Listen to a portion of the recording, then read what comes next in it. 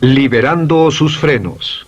Hace muchos años, cuando comencé a estudiar las emociones negativas, el punto más crítico que descubrí fue que no se puede hacer ningún progreso hacia la salud, la felicidad, el amor y el cumplimiento del potencial mientras se insista en mantener intactas las emociones negativas. Y lo único bueno de las emociones negativas, si es que tienen algo de bueno, es que las emociones negativas no son permanentes. Lo dice hasta Sigmund Freud, no hay un lugar permanente para las emociones negativas en el subconsciente. En otras palabras, son visitantes indeseados. Son hábitos negativos o patrones de respuesta negativos que pueden eliminarse, y el punto inicial para eliminarlos es entender de dónde vinieron y entender cuáles fueron los factores causales, volviendo a la niñez temprana, que desencadenó el desarrollo de las emociones negativas y nos han dado como adultos una predisposición a ser negativos de una u otra forma.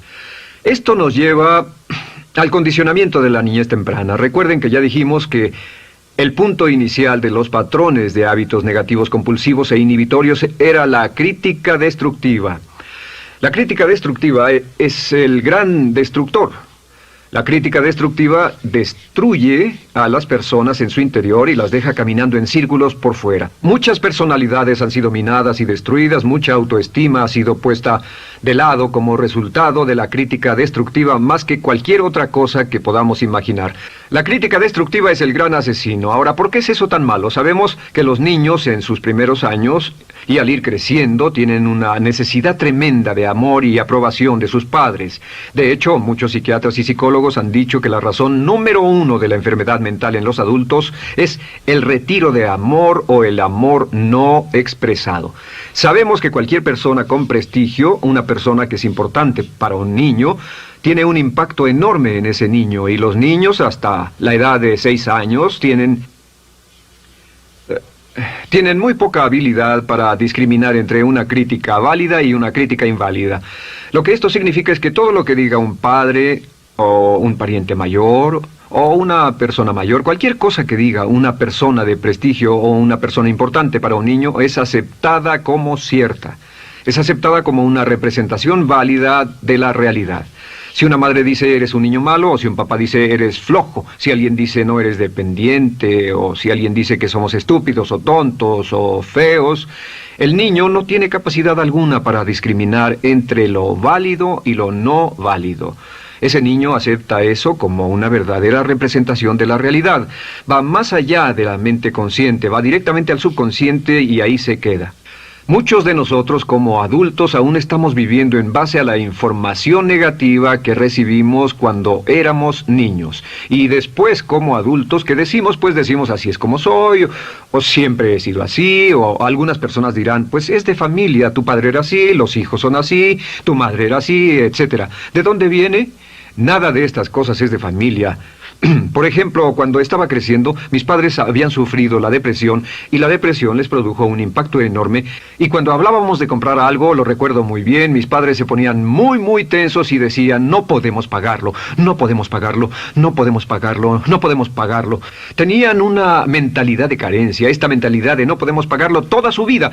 Y luego yo crecí y aunque nunca he experimentado la depresión, y la mayoría de ustedes, 10, 20, 30, 40 años después, aún estamos diciendo, no puedo pagarlo, no puedo pagarlo, no puedo pagarlo. Aún tomamos como base esas frases críticas, esas frases emocionales que usaban nuestros padres. Tal vez sus padres les decían como mi padre me decía a mí una y otra vez, nunca acabas lo que empiezas, nunca acabas lo que empiezas. Nunca acabas lo que empiezas. Eres un flojo, nunca acabas lo que empiezas. Y cuando fui adulto tuve muchos problemas para acabar lo que empezaba. Al acercarme al final de la tarea, comenzaba a sentirme ansioso y buscaba cualquier excusa por posponerla o retrasarla. El segundo factor que nos predispone a emociones negativas es la falta de amor. Sabemos que las personalidades de los niños se desarrollan al grado en que reciben una alta calidad y una alta cantidad de amor de sus padres. Existe una relación de 1 a 1 entre la cantidad de amor, la calidad de amor y una personalidad sana. Ese amor negado o la privación de amor es la causa clave de la infelicidad, la negatividad y la enfermedad mental en los adultos. Para que un niño se sienta realmente amado, el niño debe tener padres con buenos conceptos, y la mayoría de nosotros tuvimos padres que fueron víctimas de sus padres, que a su vez fueron víctimas de sus padres. Un escritor famoso dice que todo el mundo es víctima de una víctima. Todos son víctimas de víctimas. Nuestros padres quisieron criarnos de la mejor forma posible, pero ellos mismos fueron víctimas de víctimas. Y para que un niño se sienta realmente amado, deben existir 3 condiciones. La condición número 1 es: los padres deben amarse a sí mismos. Los padres deben amarse a sí mismos. Recuerden, nunca le podrán dar más amor a otros que el que sienten por sí mismos. Si no se aman a sí mismos, no pueden amar a sus hijos. Si tienen un poco de amor por sí mismos, deben difundirlo en sus hijos. Si tienen poco amor por sí mismos y es absorbido por sus esposos, entonces, a veces, aunque deseen amar a sus hijos, no tienen amor que darles. Sus padres querían amarlos y en muchos casos no tenían amor para darles. Y eso es porque nunca lo recibieron cuando crecieron. El segundo requisito es: los padres deben amarse mutuamente. Para que un niño crezca sintiendo confianza en sí mismo, crezca sintiéndose amado, a salvo y seguro, debe crecer en un ambiente donde los padres se amen. No hay nada que le dé más temor a un niño que crecer en un hogar donde los padres peleen entre sí, donde los padres no se amen, donde haya dificultades, porque el niño siempre tiene una tendencia, primero que nada, ser una víctima, pues al niño se le grita y se le vocifera, y entonces cree que la razón por la que mamá y papá pelean es su culpa. Ahora, una investigación interesante: como hay muchas familias de un solo padre, la investigación interesante muestra que cuando uno de los padres se va como resultado de una separación o un divorcio, los niños que quedan invariablemente están convencidos de que la razón por la que el otro padre se fue se debió a algo que él hizo. Y es importante que si un matrimonio o una relación va a terminar y uno se va a ir, que el padre que se quede les diga a los niños una y otra vez que la razón por la que la relación no funcionó no tuvo nada que ver con ellos. Solo tuvo que ver conmigo y con papá, conmigo y con mamá. No tiene nada que ver con el niño. El niño necesita oírlo muchas veces antes de que se sienta confiado y seguro. Y por supuesto, siempre es mejor que un niño sea criado por un padre que lo ama que por 2 padres que no se aman. Una tercera condición que debe cumplirse si no quiere que exista la falta de amor es que los padres deben amar al niño. Los padres deben amar al niño. Bueno, esto parece muy obvio y muy lógico. La verdad es que, y esto es lo más difícil para usted y para mí como adultos, que ni siquiera lo pensamos, que es posible que nuestros padres no nos quisieron. No porque no lo intentaran, querían amarnos y tenían la intención de hacerlo, desde luego, etcétera, etcétera, pero simplemente como tenían conflictos mutuos y problemas sin resolver con sus padres, y sufrieron la guerra y la depresión, tenían que hacer carrera y otras responsabilidades, nunca lo lograron totalmente. ¿Entienden? Esa fue la dificultad. Lo deseaban, pero nunca lo lograron. La única forma en que puede amarse a un niño es pasando una gran cantidad y calidad de tiempo con el niño. Tiempo en gran cantidad y calidad con el niño. 10 minutos al día no bastan. Los niños se consideran valiosos según el grado en que las personas más importantes en su vida pasen tiempo con ellos.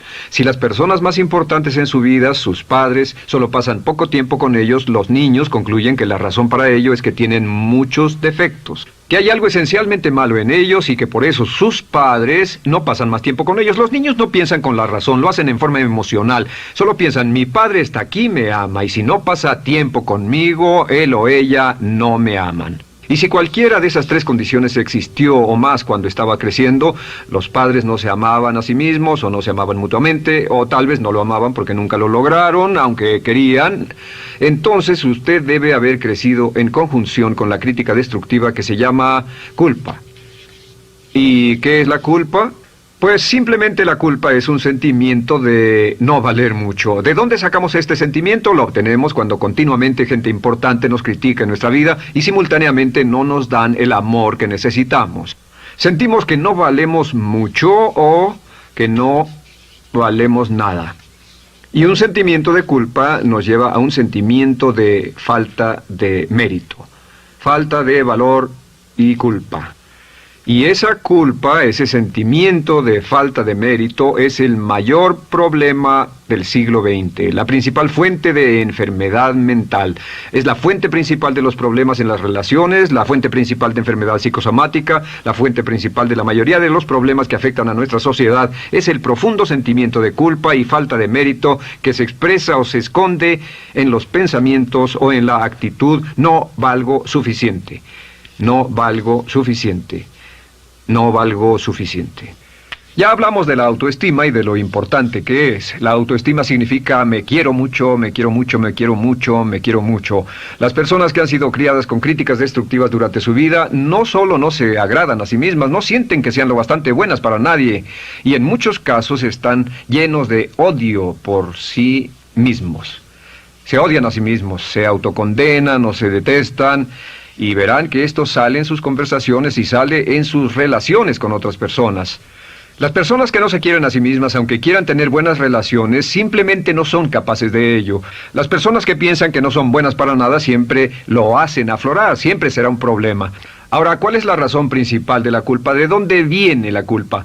La culpa viene de 3 fuentes negativas: padres negativos, influencias negativas o religión negativa. Una de las 3. Cualquiera de estas 3 usa la culpa. De la culpa se valen y aprovechan, en especial los padres y las organizaciones religiosas, por 2 razones. Una es el castigo. La culpa se usa para castigarnos.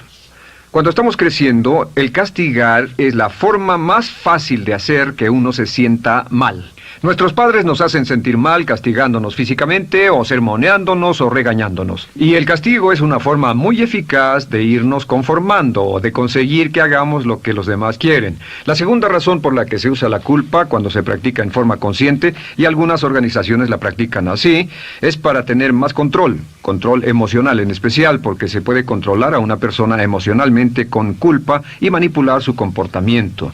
Hay muchas organizaciones que usan la culpa como una herramienta de control y manipulación. Si puede controlar a las personas con suficiente fuerza y en forma emocional, puede conseguir su dinero, puede conseguir su tiempo, puede conseguir su compromiso, demandar sus recursos, etc. Muchas organizaciones usan la culpa para aplicar un castigo. Muchas organizaciones de caridad que se anuncian por televisión, en especial las de causas benéficas que involucran a niños o a personas incapacitadas, usan un sentimiento de culpa. A usted le va tan bien que debe sentirse culpable por estas personas que sufren. O envíenos algo de dinero y eso se encargará de su culpa por un momento hasta que lo incluyamos en nuestra lista de correo, etcétera. Y la culpa es un estándar. ¿Por qué se usa tan comúnmente? Pues primero que nada porque casi todos nosotros la tenemos en mayor o menor grado. Y número 2, es fácil. La culpa es fácil. ¿Por qué nuestros padres la usan con nosotros? ¿Por qué nuestras madres la usan con nosotros? Nuestras madres pueden controlarnos con la culpa en un cuarto repleto. Nuestra madre puede controlarnos a miles de kilómetros por teléfono. Los padres usan la culpa en sus hijos porque sus padres usaban la culpa en ellos y así sucesivamente. Es lo más fácil. No existe un esfuerzo físico. Puede hacerse con una mirada o de reojo o una palabra. Ya sabe que las personas siempre buscan lo más fácil. Esté alerta.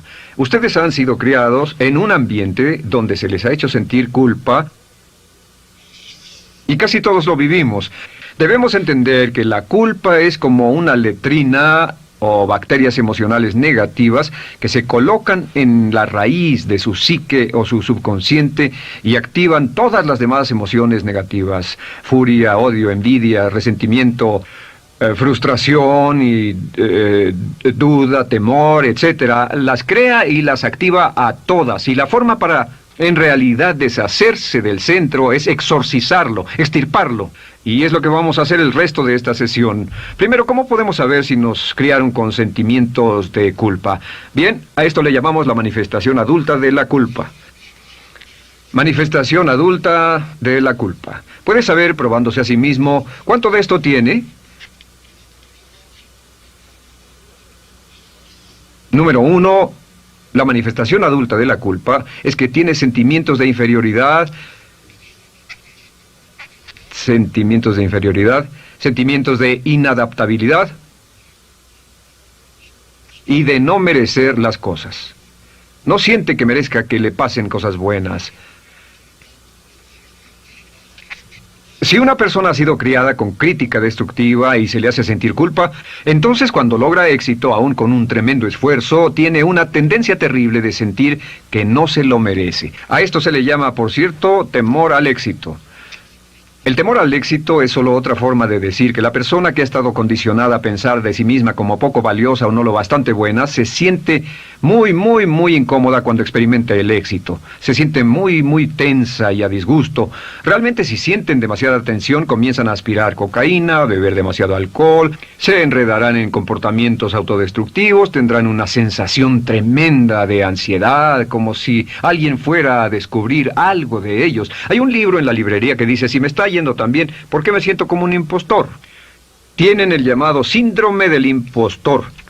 ¿Alguna vez ha tenido éxito en algo y la gente ha ido a usted a decirle, vaya, hiciste un excelente trabajo, o eso es maravilloso, aunque haya sido muy duro para usted, y sintió que los demás iban a descubrir, siente como que, es decir, que iban a descubrir que realmente no es bueno, que solo fue un fraude, solo un accidente, y por supuesto es lo que dice, fue coincidencia, fue un accidente, la verdad, no sé ni cómo lo hice. Hacen todo lo posible por huir de ese sentimiento de inferioridad y de no merecer las cosas. Estén muy alertas.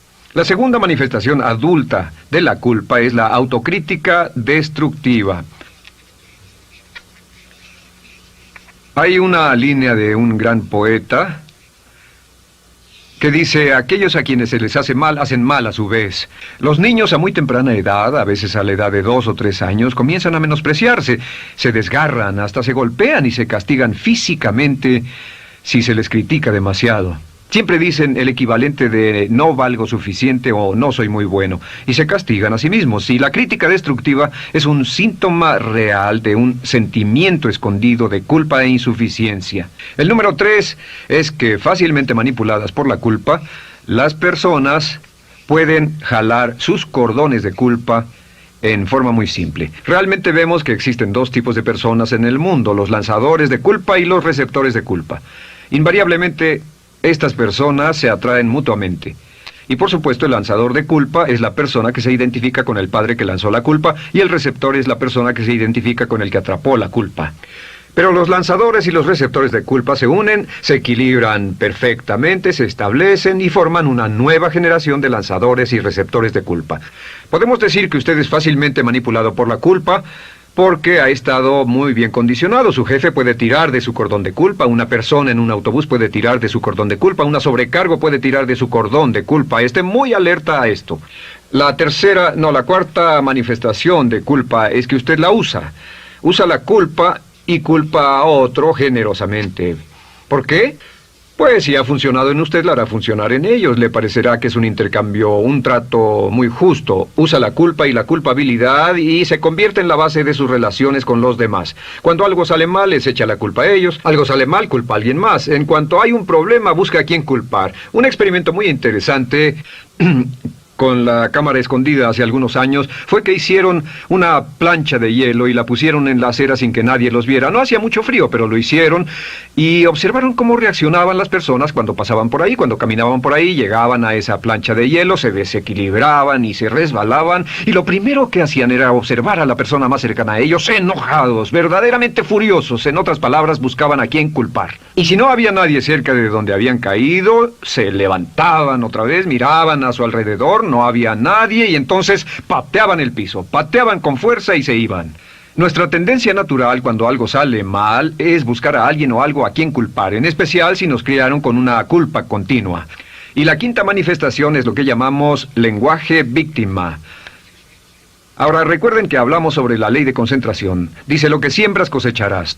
También dice, si usas lenguaje de víctima, mantienes viva la culpa, la refuerzas, la edificas, la cultivas, la utilizas. El lenguaje víctima es lenguaje como no puedo, no puedo, no puedo. Cuando dice no puedo, no puedo, no puedo, envía un mensaje a su mente subconsciente y la mente subconsciente comprende que está inhabilitado, que no tiene control, que es una víctima. Y cuando desea poder hacer algo, su mente subconsciente retroalimenta su mensaje y dice no puedes, no puedes. Y lo segundo que dice es tengo que, y otra vez no tengo control, no estoy a cargo. Pero existe otra expresión del lenguaje víctima que debemos evitar, y es esta, trataré. Trataré, sea lo que sea, trataré. ¿Qué significan las palabras trataré? Pues déjenme decirles qué significan. Significan voy a fracasar y lo digo anticipadamente para que no me vengan con represalias. En otras palabras, dice trataré de llegar a tiempo, pero lo que está diciendo es tal vez llegue tarde y no pueden reclamarme porque dije que trataría. Cuando una persona dice trataré, está disculpando su fracaso por anticipado. Si fuera al doctor y el doctor lo examinara, lo auscultara y le dijera, pues está en pésimas condiciones, tendremos que intervenir, debemos llevarlo al hospital ahora mismo, me sorprende que haya llegado aquí. Usted dirá, bueno doctor, espero que haga un buen trabajo. Y él dice, trataré. Si él dice eso, usted seguramente buscará otro médico. O si va a un abogado. Lo culpan de algo y va a un abogado y le presenta su caso y dice, oiga, va a defenderme, y él dice, trataré. ¿Qué está diciendo? Está diciendo, escuche, he estudiado el caso y por lo que veo no hay mucha esperanza, pero lo tomaré de todos modos. Trataré son los que tratan de conseguir que les pague por anticipado. Otro juego de palabras que no debe usar. Por cierto, con respecto a trataré, lo que debe decir es lo haré o no lo haré. No trataré. Si alguna vez en nuestro negocio, tenemos un negocio muy activo, si llamamos a alguien y le pedimos alguna cosa o algún trabajo y dice trataré de conseguirlo para el viernes o trataré de terminarlo a tiempo, al instante sabemos que lo que quiere decir es que quiere sentirse libre, no comprometerse. Así que nunca dejamos que nadie se vaya con un trataré, debe ser hecho o no, y queremos obtener una seguridad. Si hace falta, nosotros lo hacemos. Cuando dicen trataré, lo que están haciendo es que se están lavando las manos. Esté alerta, la otra palabra es desearía. Dicen que un deseo es una esperanza o una meta sin energía detrás. Desearía. ¿Qué significa un deseo? Desearía significa que me gustaría tener algo, pero sé que nunca lo podré tener. Cuando dice desearía bajar de peso, ¿qué significa? Las palabras no dichas son, pero sé que no puedo. ¿Por qué no? Por las excusas que tiene y el metabolismo que tiene y los problemas, etcétera. Siempre hay razones por qué debe salir, etcétera. Desearía dejar de fumar, desearía estar en forma. Desearía, desearía, desearía. Cuando usa la palabra desearía, le muestra al subconsciente que esto es algo que no cree que le sea posible lograr o adquirir. Entonces el subconsciente descarta completamente esto como meta y no le da energía, ni motivación, ni impulso, ni deseo de lograrlo. Así que esté muy alerta al lenguaje víctima. Esté alerta a la expresión sí, pero. O lo haría, sí, pero. Alguien le dice, haga esto, y usted dice, sí, pero. La palabra pero, por cierto, es el gran borrador. Si una persona le dice, podría incrementar sus ingresos o incrementar su rendimiento, ser una persona mejor o más feliz o bajar de peso o lo que sea, no importa. Y usted dice, sí, pero. Lo que está diciendo es que está borrando toda la aseveración que ha dicho antes. Manda un mensaje a su subconsciente que dice, no hay posibilidad. Y no hace esfuerzo, no otorga energía, no ejerce capacidad alguna hacia el logro de esa meta. Y las personas que han sido criadas con culpa tienen 5 cualidades o 5 manifestaciones de adultos. Una es que se sienten inferiores, se sienten inadecuadas, sienten que no merecen que les pasen cosas buenas. Estén muy alertas a eso. El número 2... se autocompadecen continuamente, usan la autocrítica destructiva. El número 3, usan la culpa y la culpabilidad en ellos y en otros. El número 4, son manipuladas por la culpa. Y número 5, usan lenguaje víctima. Así que, ¿cómo nos deshacemos de la culpa? ¿No es sorprendente cómo se aclara esto? Este pizarrón, todo se borra. Tengo una varita mágica cuando me voy a sentar al escritorio. Entonces, ¿cómo nos deshacemos de la culpa?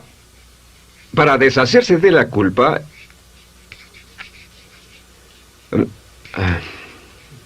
este es el proceso. Tiene algunos pasos importantes. Número 1, el primero de la lista, elimine la autocrítica. Elimine la crítica autodestructiva. En otras palabras, nunca diga nada destructivamente crítico de usted mismo. No lo diga. Esta es la regla básica. El subconsciente acepta lo que diga usted como cierto, como un mandato. Así que no diga nada de sí mismo que no desee sinceramente que sea cierto.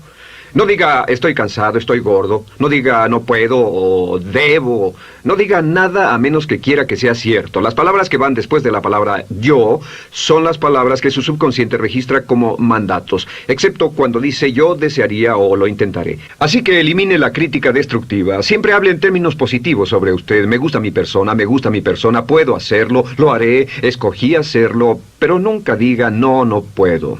Número 2 es no dejarse manejar por la culpa.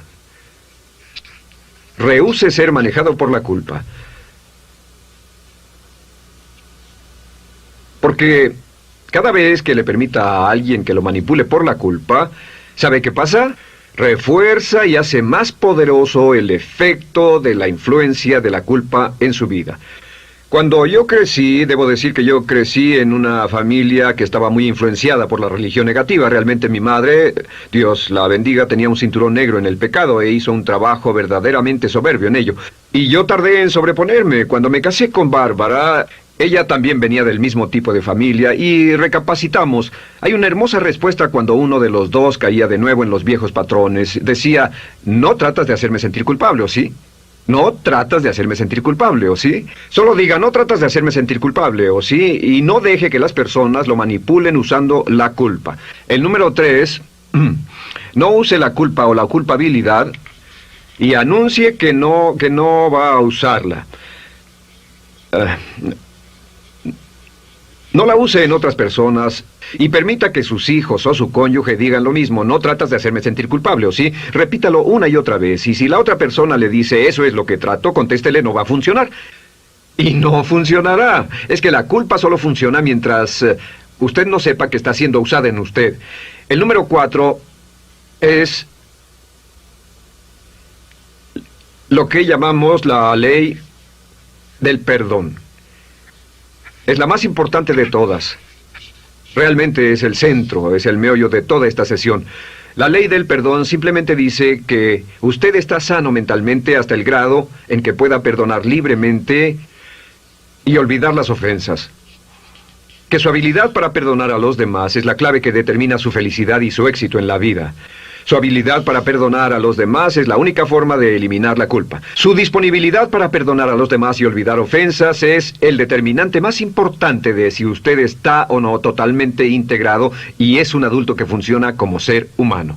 Porque la tendencia de culpar y de guardar rencores es una tendencia patológica infantil que la poseen todas las personas que están enfermas mentalmente. La habilidad para olvidar, para perdonar libremente, es la marca del ser humano realmente iluminado. Ahora, acepte eso como real. Hay 4 personas a las que debe perdonar. Número 1, perdone a sus padres. Perdone a sus padres por todo lo que le hayan hecho para herirlo. La mayoría de nuestras investigaciones muestran que casi todos nuestros problemas como adultos se remontan a no estar dispuestos o no poder perdonar a nuestros padres por algo que hicieron que nos hirió. Perdónelos un 100%, escríbales, llámeles por teléfono, dígales, o cuando menos perdónelos en su corazón, pero perdone a sus padres. Número 2, perdone a los otros. Perdone a todos los demás. Perdone a todos los que lo hayan herido de algún modo, por cualquier cosa, y déjelo así. Ahora, hay muchos que dicen no puedo perdonar a esa persona por lo terrible que me hizo. Pero recuerde esto, el perdón es perfectamente egoísta. El perdón no tiene nada que ver con la otra persona, solo tiene que ver con su paz mental y con su propia integridad mental. Número 3, perdónese a sí mismo. Perdónese por todas las cosas débiles, tontas, insensatas y estúpidas que haya hecho, porque todas las personas han hecho cosas tontas, insensatas, estúpidas y ridículas, pero perdónese en un 100%. Y finalmente, la última parte de esto, si ha hecho algo que hirió a alguna persona, vaya a disculparse. Es sorprendente el hecho de vidas que se arruinan año tras año por personas que no tienen la fortaleza intestinal, las agallas y el valor para decir lo lamento. Una de las cosas más importantes es desarrollar carácter hasta el grado en el cual hacemos las cosas que son muy difíciles para nosotros, hasta el grado en el cual hacemos las cosas que sabemos que están bien, aunque sean difíciles, en especial cuando son difíciles emocionalmente. Y la clave para deshacerse de la culpa, la clave para ser una persona total y completamente positiva, es perdonar a los demás. Perdone a las personas con quienes ha sostenido una relación. Perdone a sus jefes anteriores. Perdone a los amigos que lo han herido. Perdone las inversiones que estuvieron equivocadas. Perdone a los jefes que lo despidieron. Perdone a sus padres. Perdone a todo el mundo. Desarrolle una actitud hacia la vida con la que rehúsa guardarle rencor a los demás. Solo repita una y otra vez: los perdono a él o a ella por todo. Los perdono por todo. Los perdono por todo. Y eso es todo. La clave para librarse de las emociones negativas es rehusarse totalmente a continuar con cualquier situación negativa. No olvide que es un acto muy egoísta y será tan egoísta como usted quiera. El acto del perdón lo libera y libera a la otra persona y